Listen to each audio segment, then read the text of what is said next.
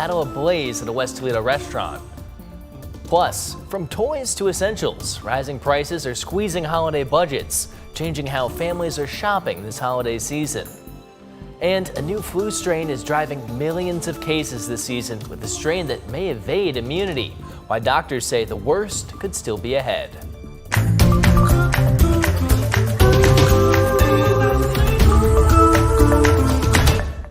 Well, welcome into WTOL 11 News at, midnight. I'm Michael Sandlin. Thank you so much for spending your Monday morning with us. We'll get to all of our top stories in just a moment, but first, let's bring in meteorologist John Birchfield. John, what are things going to look like going from Monday into early Christmas time? Well, it's going to be a gradual warm up to Christmas, Michael, and we're going to land in the 50s by Christmas Day, but we do have a bit of a cloudy and cool start to the upcoming week. A few passing showers will be possible Monday evening, maybe a brief snow flurry, but nothing that's going to stick around too long. The sky is still clear, but there is more cloud cover that'll be moving in by daybreak. Some of these clouds can be seen off in northern Illinois and southern Wisconsin. A couple flurries out to the west of us, although high pressure has kept sunshine in the mix for Sunday. A weak weather disturbance in the upper Midwest is going to bring on some late day rain and snow showers, mainly Monday evening. So the hour by hour forecast shows you that cloud cover thickening up Monday. It is going to be a mainly dry day, but there could be a few brief passing flurries and then some isolated rain showers. There's going to be a warm front moving in, and that warm front is going to usher in some scattered rain chances late in the day. Now, it was a bit chilly today, but I can promise you some milder weather. Those temperatures are going to land in the mid-50s for Christmas Day, although there could be a few holiday showers. I'm going to preview the timeline and your Christmas forecast coming up. All right, thank you, John. Just into the newsroom, a plane crashed at Fulton County Airport in Dover Township around 5:15 p.m. today. According to the Toledo Post at the Ohio State Highway Patrol, the plane was approaching westbound to land, but the pilot failed to lower the landing gear and landed on the underside of the plane instead.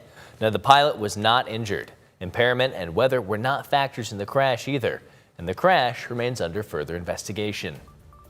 Also, just into the newsroom in the last few hours, 911 is down in Hancock County. According to a joint press release from the city of Findlay and the Hancock County Sheriff's Office, wireless 911 calls are not connecting properly and may not allow you to hear the dispatcher. Should you have an emergency and cannot contact 911, you should try the non-emergency numbers. 419-422-2424 for Hancock County Sheriff's Office and 419-424-7150 for the Findlay Police Department. Hancock and Findlay also has text to 911 that is available and working. The outage may be affecting multiple counties in Ohio as well. There's no time frame for when these services will be restored. A Henry County woman has been booked into the Correction Center of Northwest Ohio on Saturday for the, quote, non-forcible rape of a small child.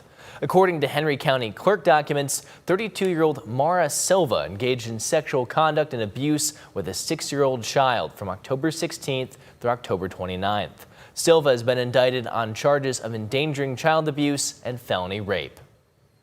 A firefighter is in the hospital with non-critical injuries after battling a fire at a West Toledo restaurant. Toledo Fire says crews were called to the Breeze Bar and Grill on Monroe Street around 7:45 this morning.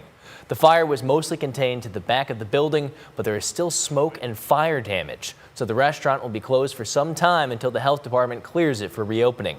Now, it's not clear what led to that firefighter being hurt, and the cause of the fire is still under investigation. Also, it's not suspected to be suspicious. The building was vacant and locked when crews arrived.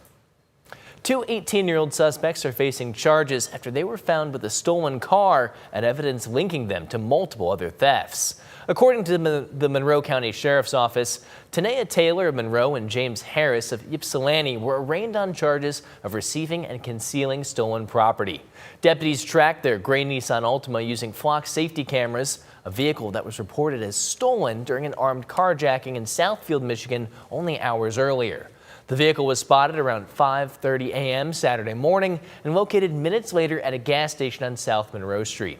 Both suspects were taken into custody without incident, and both are being held on $10,000 bonds. Anyone with information is asked to contact the Monroe County Sheriff's Office at 734-240-7530.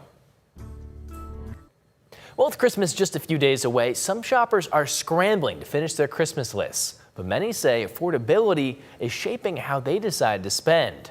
Dominique O'Neill joins us in studio. Dom, you talked to shoppers out and about today. What did they tell you? Well, Michael, I went to Levis Commons to see how last-minute shoppers are feeling, and some tell me their wallets have never felt tighter before the holidays. Definitely more expensive this year, but I feel like each year it's gotten more expensive. From toys to electronics, even everyday essentials, the items on people's Christmas list are making them think twice before heading to the checkout this year. Carrie Pinion of Findlay, Ohio, says rising costs have forced her family to be more cautious.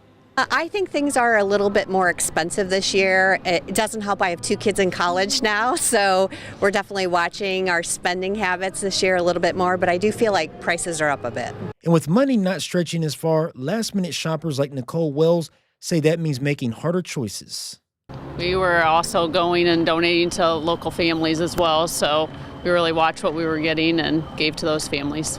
Olivia Lundbreezer of Archbold says it's unavoidable no matter where you look. I have noticed more people in stores this year, so I still feel like that's still a thing, shopping in stores instead of only online. But no, it's definitely more expensive, but sadly it hasn't stopped me from buying.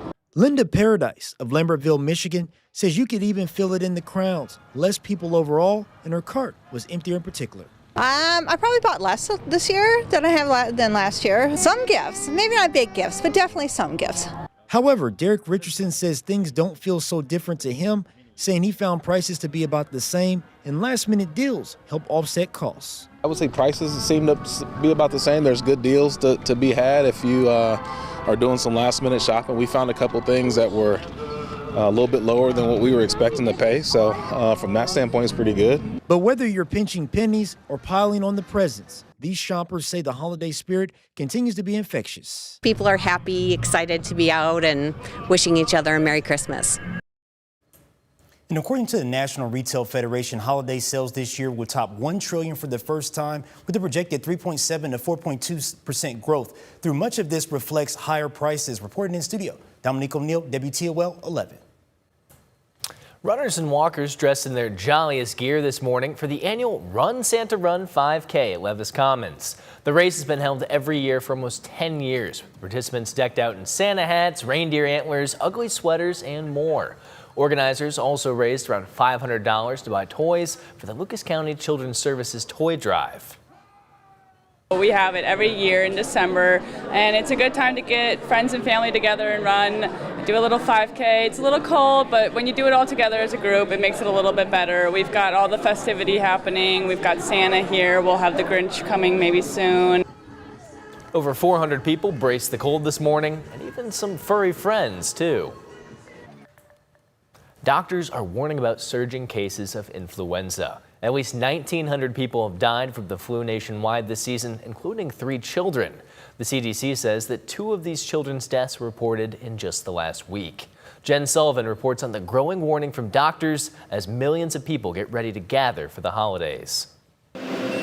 At the D.C. Public Health Lab, doctors are busy testing diseases that could become a public health concern. The really only time that people see us is when there's a public health emergency. Dr. Jocelyn Hauser is the director. She says doctors' offices and hospitals around the country send them swabs collected from patients. We receive those samples and log them into our information system. Those results are then sent to the Centers for Disease Control and Prevention. This year, the CDC is particularly concerned about growing cases of influenza.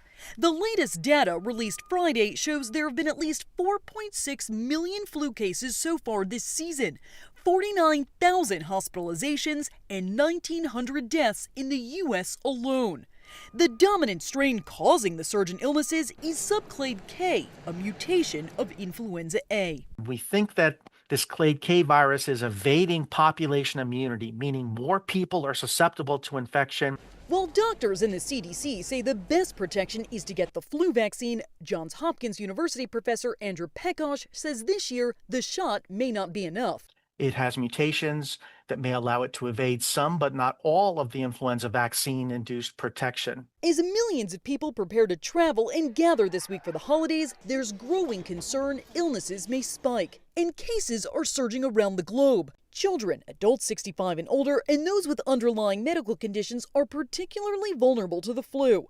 Medical experts are urging everyone 6 months and older to get the flu vaccine. Jen Sullivan, WTOL 11. A basketball clinic held at Lord's University today combined the sport with giving back. Next Play hosted their annual basketball clinic for girls in grades 5th through 8th grades. Coaches offered free instruction and brought in motivational speakers as well. Donations were also collected for 419 Cares and Team Recovery before and during the clinic. I had so many people willing to pour into me and my game to make me the type of athlete that I was. So how can I give that back plus more? I think being able to develop kids in the way I was developed, but then also say how can we take it a step further and pour back into those folks that have also poured into us. Now, if you still want to donate, organizers say they'll continue taking items for the next few days. Coming up, the Justice Department pulls several Jeffrey Epstein files just days after releasing them, sparking backlash from those on both sides of the aisle. And it's going to be a very warm Christmas day. No snow this year, but there is the chance for some raindrops. I'll break down the latest hour-by-hour timeline coming up next.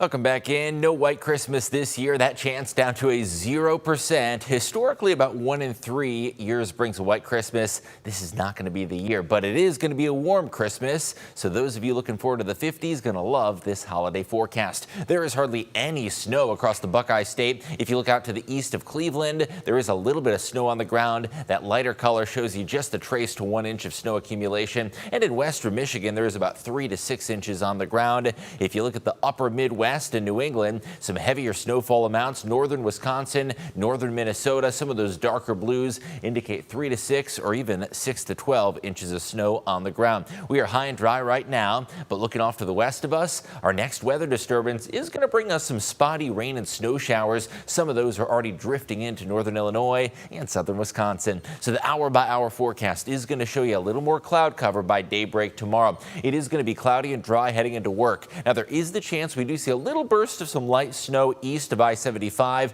This would come around lunchtime, so areas like Sandusky, Fremont, Tiffin, and Norwalk could see some snowflakes right around 12 noon. Into the afternoon, temperatures are actually going to be warming up progressively throughout the evening, and any snow that does fly earlier going to be quickly melting away. Monday evening featuring a few passing rain and snow showers as temperatures climb to the upper 30s. Monday night is actually going to be warming up into the 40s, so that is a sign of a warm front lifting on through. Spotty spotty rain and snow showers, but much of the day is going to feature cloudy and dry conditions. Now, that long-range outlook still pointing towards a very mild holiday, and the week between Christmas and New Year's likely to bring above average temps. That warm front lifts us up to 46 degrees for your Tuesday, a milder feel. Christmas Eve, 45. It is likely to be dry for holiday travel. However, Wednesday night into Thursday, there is going to be the chance for some rain showers and some more showers possible late Christmas and into Friday morning. So Christmas Eve is going to be dry during the day. However, overnight and into Thursday morning, there is going to be the chance for some spotty rain. So when you wake up on Christmas Day, you're just going to be seeing that bare grass and maybe a little bit of moisture on the roads from that rainfall. Thursday is going to be a mainly dry day for Christmas plans. However, Thursday night and into Friday morning, another little batch of showers will be possible. So that holiday forecast, 45 Christmas Eve, 55 Christmas Day. We're not going to break any records, but still going to be a balmy Christmas, no snow, and a very warm one. The warmest ever recorded Christmas was 63 degrees, and you have to go all the way back to 1982 for that record. After a warm Christmas, we stay mild Friday. There is a slight chance for a lingering shower. Some more showers possible late Saturday, but all the rain chances in this forecast look very light and sparse. By Sunday, we drop down to 40, and into the next week, temperatures dipping down to the 30s briefly. So after that Christmas warm up, there are some signs that we level out by the end of your 10-day forecast. Michael? All right, thank you, John. Tonight, it has been 2 days since the Department of Justice released thousands of documents in the Jeffrey Epstein case. Now, the agency says it will keep reviewing and redacting material to, quote, protect victims. Chanel Call has the latest. This image of a desk with a photo of President Trump was among one of the 15 files released, then pulled down by the Justice Department. It was returned to the website late today. Deputy Attorney General Todd Blanche defending the move. So we learned after releasing that photograph that there were concerns about those women and the fact that we had put that photo up. So we pulled that photo down. We are not redacting information around President Trump. Blanche explaining it's an ongoing process. We're going through a very methodical process with hundreds of lawyers looking at every single document and making sure that victims' names and any of their information from victims is protected. On Friday, the government was required by law to release all documents related to Epstein, but that didn't happen. House Minority Leader Hakeem Jeffries. And it does appear, of course, that this initial document release is inadequate. It falls short of what the law requires. Republican Congressman Thomas Massey, who co-sponsored the legislation, agrees. They're flouting the spirit and the letter of the law. It's very troubling, the posture that they've taken. Within the documents that were released, an FBI report from 1996 filed by Maria Fermer, alleging Epstein's interest in child pornography. She reported Epstein to the authorities, to the federal authorities, to the FBI. And as far as we can tell, it looks like the government did absolutely nothing. Chanel Call, CBS News, New York. At least 15 documents related to Jeffrey Epstein that were initially made public were pulled from the DOJ website. The Justice Department acknowledges it has been an incomplete release, adding even more documents could be taken down. The White House is escalating its crackdown on Venezuela's oil industry. The U.S. Coast Guard is pursuing a third vessel. A U.S. official says it was flying a false flag and under a judicial seizure order. The pursuit takes place 1 day after the seizure of a second oil tanker off of the coast. Last week, President Trump announced a blockade of sanctioned vessels going in and out of Venezuela. Lawmakers on both sides of the aisle expressed concern about the escalation. Just a blockade. Not going to let anybody going through that shouldn't be going through. I consider it a provocation and a prelude to war, and I hope we don't go to war with Venezuela. We should be using sanctions and other tools at our disposal to punish this dictator who is violating the human rights of his civilians and has run the Venezuelan economy into the ground. The first tanker seized earlier this month arrived in a port in Texas on Sunday. The White House previously said the administration would follow a legal process for seizure of oil. Coming up, the Toledo Rockets are getting ready for their bowl game on Tuesday. Tyler Segerman and Chase Bachman have more from Boca Raton.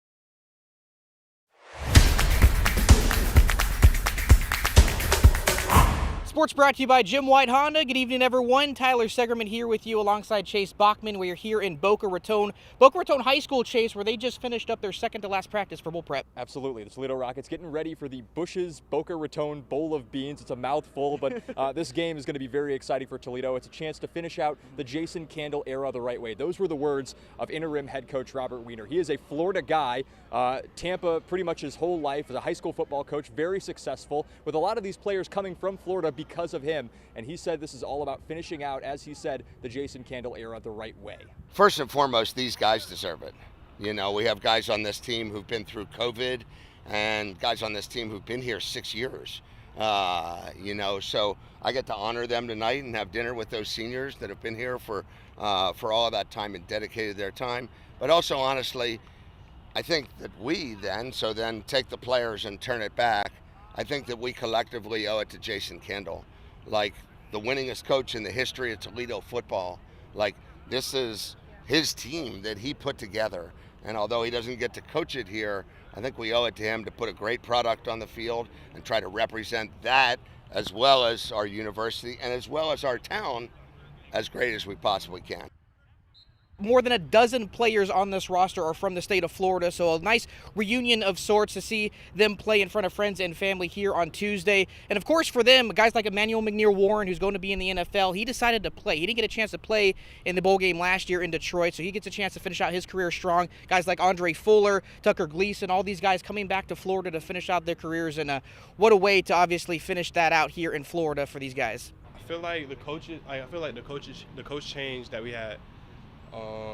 A lot of players have stepped up, the coaches stepped up, so just giving our all for them. I feel like that's like a great finale for me to finish off at home. I feel like this game is going to mean a lot to me. We got a lot of young guys that haven't been to a bowl game before, so it's exciting for them, being able to be there and kind of guide them through how this operates and practicing at a different place and doing all that.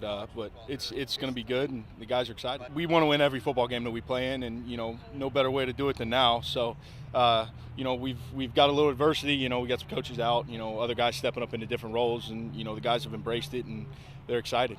So, of course, they got one more practice here at Boca Raton High School before the game officially kicks off on Tuesday. And, Chase, one thing we noticed, the quarterback situation, Caleb Osborne taking all of the first-team reps during walkthroughs today. Doesn't appear Tucker Gleason will get to play. Yeah, we saw Tucker on the sideline, with a sheet in his hand, so it looks like maybe a sideline role for him. Yep. It's something we're seeing a lot of guys do. They're transferring from being on the field to being on the sideline. It's something that, during bowl season, you're just going to have to make adjustments, and a lot of these guys are. Yeah, and Coach Weiner obviously mentioned, too, the play calling going to be kind of a camaraderie, collective effort. Not one guy is going to be in charge of the play calling. So it'll be interesting to see how the Rockets fare in that regard and overall as they get set to take on the Louisville Cardinals in the Bush's Baked Beans Boca Raton Bowl. Of course, that kicks off on Tuesday. For Chase Bachman, I'm Tyler Segerman here in Boca Raton, Florida. All right, thanks, guys. Hope you're having a great time in the Sunshine State. Well, back here in the Midwest, the Lions took on the Pittsburgh Steelers, fighting to stay alive in the playoff race following the Bears' victory over the Packers.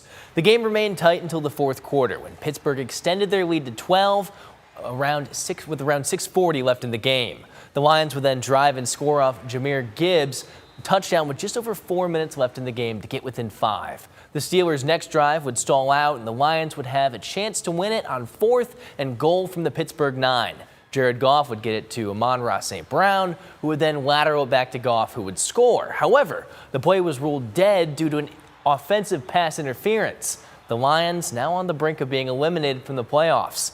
They need to win out, and the Packers need to lose their next 2 games in order for the Lions to make it to the playoffs. And moving over to Cleveland, where the Browns took on the Bills, they proceeded to lose 23-20 in a game where they had a chance to defeat the Bills. Despite the heartbreaker, Harold Fannin Jr., former Bowling Green Falcon, now holds the Browns' rookie single-season receptions record after his 67th catch. Fannin went on to have 4 receptions on 6 targets and a touchdown. Now, with 2 more games to go, Fannin will likely extend the record beyond 70 receptions in a single season. And Myles Garrett also inched closer to the single-season NFL sack record after half a sack. Garrett now sits at 22.5 sacks, 1 away from breaking the record. And that's going to do it for sports. We'll be right back.